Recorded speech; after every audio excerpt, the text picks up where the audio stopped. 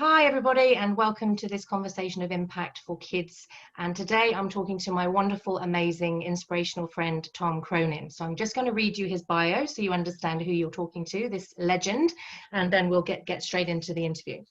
So Tom spent 26 years as a broker in finance, trading inflation swaps and bonds for the banks. He recently walked away from the industry at the height of his career to fulfill his mission of spreading calm and stillness across the globe.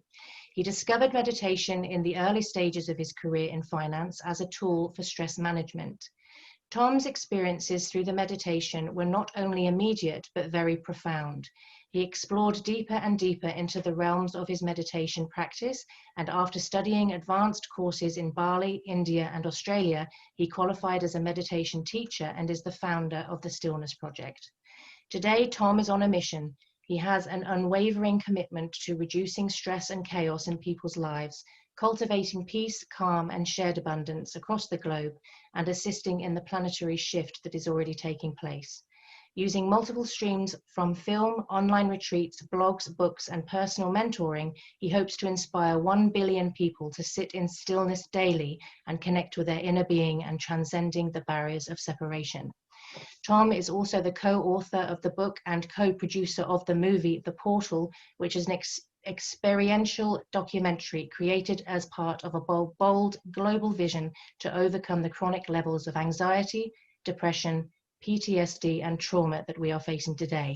So wow, amazing. And you've carved out time. You've carved out time to talk to me. I don't know why, but I'm very grateful. So Tom, for anybody who's not familiar with meditation, what would you describe meditation as?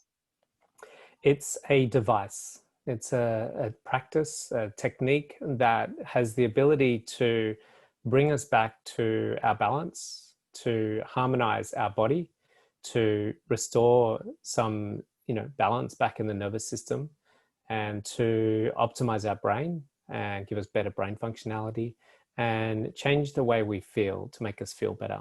And ultimately, what we're trying to do in life is feel better. And that's why we are doing all the things that we're doing, while we're acquiring all the things and experiencing all the things to try and feel better. And this is one of the most simple yet ancient techniques that have been around on the planet. It's one of the most misused, unfortunately, and underused techniques to bring us back into the core of who we are. So yeah, it's just a really simple technique that's been around for a long time. So when you say misused, can you expand on that? Yeah, it's a lot of people sort of think of it as some sort of esoteric thing that we shouldn't, that's for enlightened monks or people in places that it doesn't apply to me. And yet, no doubt, everyone listening to this podcast will have probably brushed their teeth this morning. And that's because it's a technique, it's a practice to partly for prevention and partly for well-being. And that's what meditation is. It's a practice and a technique that I have in my day and most of my students have in their day.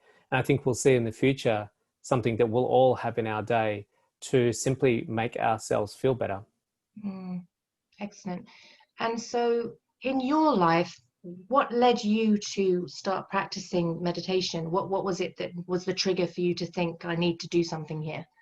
Yeah, I tried a lot of things. Firstly, I tried a lot of things to find fulfillment. So I was a broker in finance and I was making lots of money and I was, very successful, but I, had a lot of things that went along with that culture, a lot of drug use and a lot of partying, a lot of narcissistic, egocentric sort of tendencies that led to extreme stress imbalances. So what was happening was I was getting a strong stress response in the body. So in anxiety, panic attacks, depression, insomnia, eventually agoraphobia. So these are responses in the body determined by certain factors and certain things that we're doing in our life. And so I tried a few different ways to get through that, to deal with those issues. And they weren't really quite getting there for me.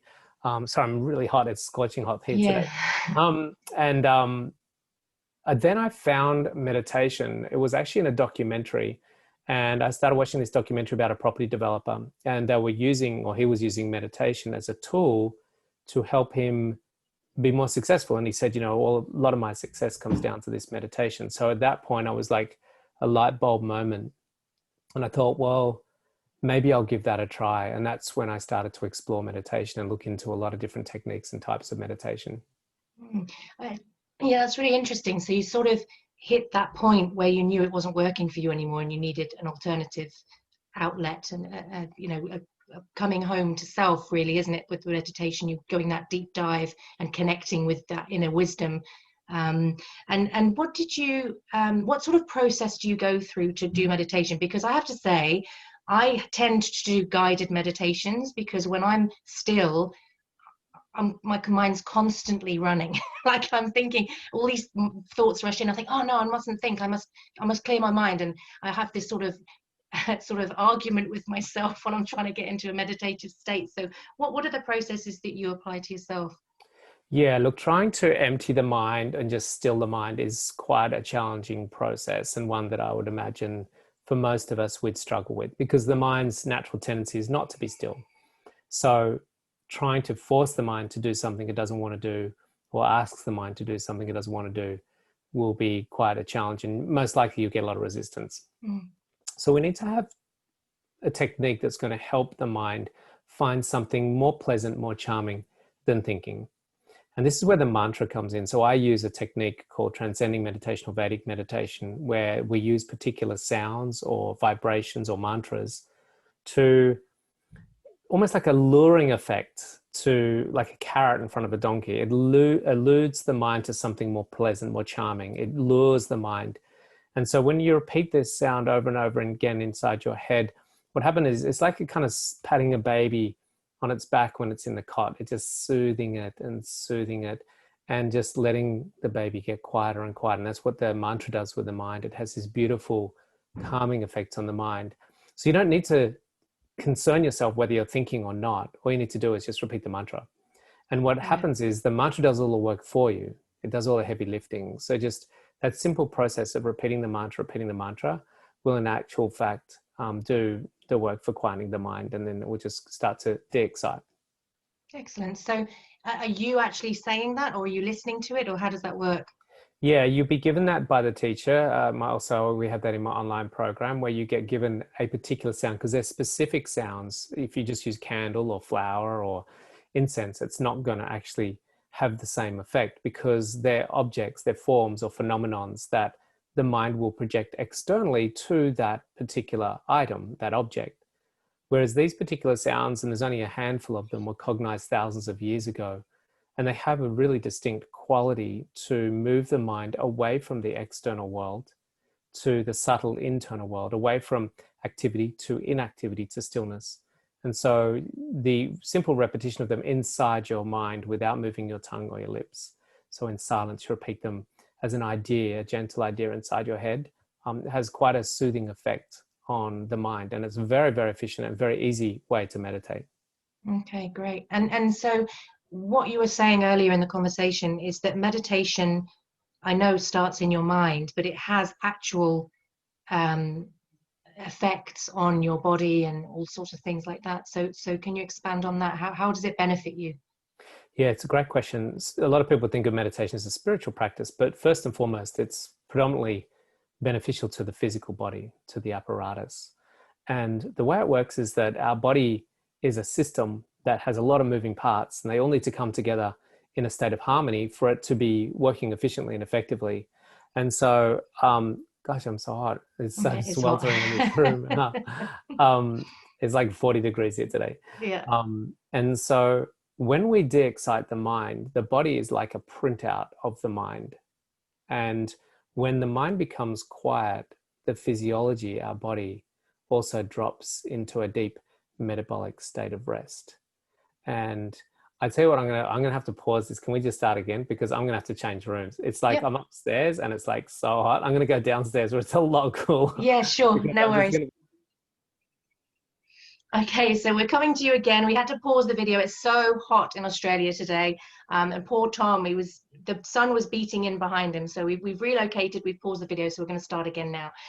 So I'll ask you, Tom, with the meditation, it's a lot of people, I feel, think it's like just a mindset thing and that, a spiritual practice. But you were saying earlier that it actually has physical benefits to it. So could you expand on that, please? Yeah, a lot of people do think of it as a spiritual practice, but it's so much about the body. And, our body is the portal to living life. How we feel through the body is going to determine our experience of life. And if our body is really overwhelmed, if it's stressed, if it's hyperstimulated, if it's tired, if it's unhealthy, then we're simply, no matter how spiritual we are, we're not going to have a great experience in life. Yeah. And so what meditation does, it's really interesting. The body is the printout of the mind. And so if we have a mind that's in a lot of negative territory, then we're going to have a body that's going to print out a lot of negative responses to that. It's going to be in sort of poor biochemical nature. We're going to have a lot of negative sort of biochemicals in our body. We're going to have low oxytocin and serotonin, the biochemicals for bliss and happiness and love. And so what we want to do is we want to get the body out of the sympathetic nervous system state. That's the stress response. And we want to get it into the parasympathetic nervous system state. And that's the peace response. And the easiest way to do that, and the most effective and efficient way to do that, is to close the eyes and start meditating, depending on what particular style of meditation that is. Because some meditations aren't going to get you there. Some meditations are probably going to be quite challenging when we're in that stress response. And most of us, we don't even realize that, are in either an extreme or mild version of that sympathetic nervous system state. So that's why we've got so much stress, anxiety, depression in our society, and insomnia, because the body is too stressed. And so we've got to get that body out of that stress reaction to circumstances in life. And it's not so much the circumstances in life that's the problem, it's the way our body's responding to them. You know, I was a broker in finance and had extreme stress responses to my job and lifestyle. And that led to anxiety, depression, insomnia, panic attacks. But when I started meditating, I stayed in that job for 16 more years. Wow. But without the anxiety, panic, depression, and anxiety. So it wasn't so much the job that was the problem. It was the way I was relating and responding to that job. And that's where meditation played a big part. And that's really interesting, actually, and very powerful, isn't it? Because you can be in the same set of circumstances, but the way that you're supporting yourself in dealing with those circumstances, that's basically what we're saying, is that this is a support process to just help you navigate through that sort of stressful time much easier. And I love that you used the portal in that description, because you have got a movie out called The Portal, and you've been doing amazing work interviewing lots of different people about how meditation has changed their lives. So is there any part of that you could share with the listeners? Yeah, one thing we wanted to convey through the medium of film, because film's such a powerful medium to use for storytelling, was we wanted to show the power of meditation on supporting and assisting all walks of life through crisis, through challenges. Yeah. And I wanted to sort of really, use it as a tool to showcase what I went through in my life, but without me being in the film. And so we've got stories from, various walks of life that have had a crisis of some sort. And then they used the shift in their mindset and the upgrade in their body through the vessel or the portal of meditation. And then what happened was that they could move beyond the crisis and come out the other side and up-level their lives. And that's what we want to show, is that not just individually, but collectively as a species, we're given these opportunities during crisis to up-level and get to a new stage in our life, a new stage of awareness, new stage of growth, and to move beyond the actual challenge that we're moving through. Yeah, and that's really powerful, isn't it? Because it's such a simple thing to apply to your life if you carve out the time for it, but it have such amazing ripple effects all the way through your life. So in your bio, we talked about anxiety, depression, PTSD, and trauma. So for anybody that might be experiencing that right now, or in the midst of any of those things, what would be your 3 key messages for those people who are right in the middle of things at the moment? What could they do today to start helping themselves navigate through? Yeah, it's a great question, because there are so many people struggling right now, and we need to have a long-term strategy and a short-term strategy. Mm-hmm. And it's kind of like if there's a car accident, you need to have paramedics on the scene and firemen and ambulances to sort of get them out of the car and get them through the first stage. Then we've got to get them to the hospital, and we've got to, deal with try and, repair the situation in the hospital. And then they need to go to therapy and, physio and stuff like that. So it's a sort of a tiered process that mm-hmm. we need to take.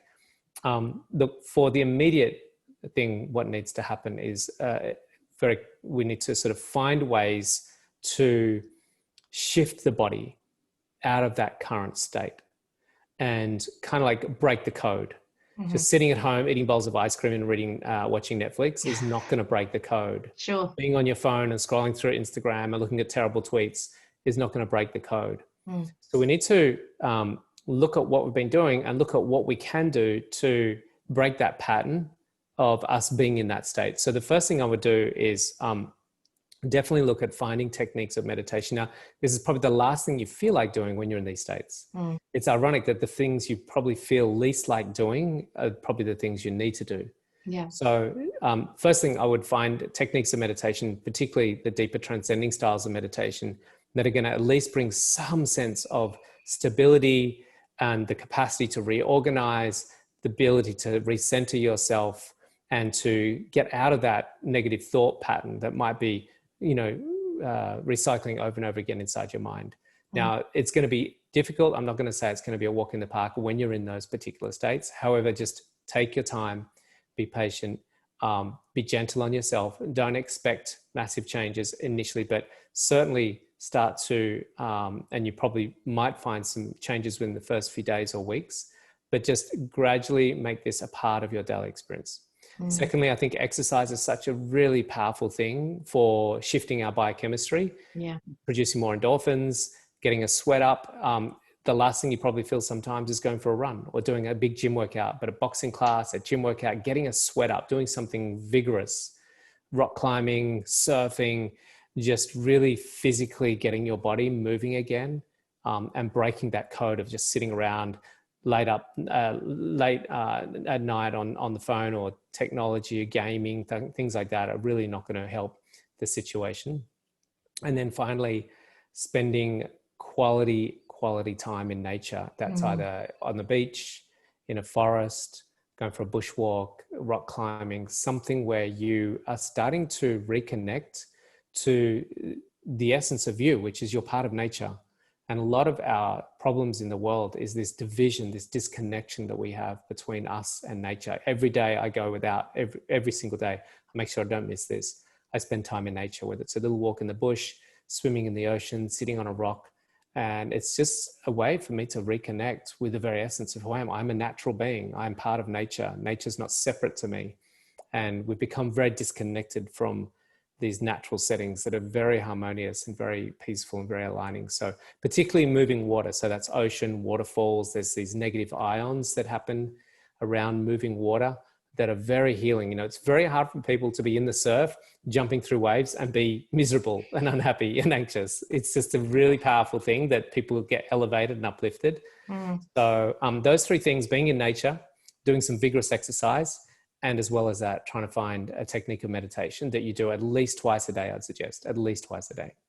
And I mean, they're excellent suggestions because it's things that everybody can access, which is so easy to implement. Yeah, it don't cost any money. Exactly. And but also these sort of ways of living and these principles are being applied by the most successful people in the world. I mean, this isn't airy-fairy stuff, is it? It's being used by incredibly successful people to center and get the guidance and the inspiration they need to create even more wonderful things.